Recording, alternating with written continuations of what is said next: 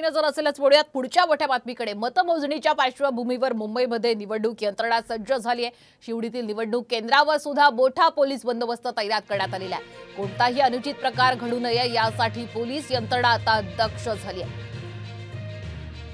दरम्यान शिवडीतील मतमोजणी केंद्रावरून आढावा घेतलेला आमचे प्रतिनिधी सचिन बनसोडे यांनी लोकसभा निवडणुकीच्या मतमोजणीला आता अवघे काही तास शिल्लक राहिलेले आहेत आणि त्यासाठी संपूर्ण निवडणूक यंत्रणा सज्ज झालेली आहे। आपण सध्या आहोत शिवडी येथील मतमोजणी केंद्राबाहेर। इथे आपण बघू शकतो की कशा प्रकारे मोठा फौजफाटा हा तैनात करण्यात आलेला आहे। या निवडणूक क्षेत्रापासून 300 मीटरचं अंतर हे मनाई क्षेत्र म्हणून घोषित करण्यात आलेलं आहे, जिथे कोणालाही प्रवेश देण्यात आलेला नाही। आपण बघतोय की मोठ्या प्रमाणात पोलीस बंदोबस्त करण्यात आलेला आहे। बॅरिकेडिंग या संपूर्ण परिसरात करण्यात आलेलं आहे। मुंबईमध्ये एकूण 3 ठिकाणी मतमोजणी केली जाणार आहे। शिवडी येथे मुंबई दक्षिण आणि मुंबई दक्षिण मध्येच काउंटिंग केलं जाईल, तर त्यासोबतच गोरेगाव येथील नेस्को ग्राउंडवर तसेच विक्रोळी येथे देखील काउंटिंग सेंटर्स उभारण्यात आलेली आहेत। कोणालाही जे निवडणूक अधिकारी असतील, सरकारी अधिकारी असतील, त्या व्यतिरिक्त कोणालाही प्रवेश दिला जाणार नाही। सकाळी 8च्या ठोक्याला काउंटिंगला सुरुवात होईल। व्हिडिओ जर्नलिस्ट रोहित शिवणसह सचिन गाड, साम टीव्ही, मुंबई।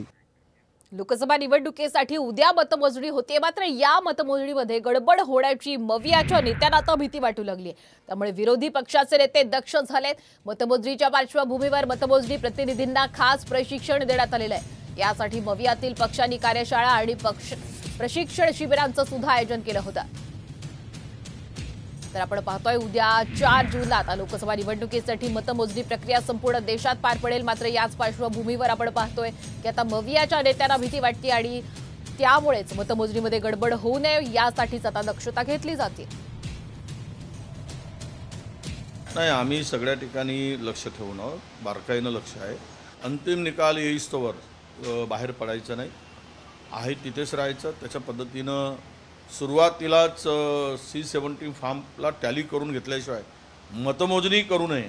उमेदवारांनाही आम्ही सूचना दिल्या आहेत। 1 तास लेट झालं तरी चालेल, पण ही मात्र काउंटिंग करण्याच्या पूर्वी ही तपासणी व्हावी।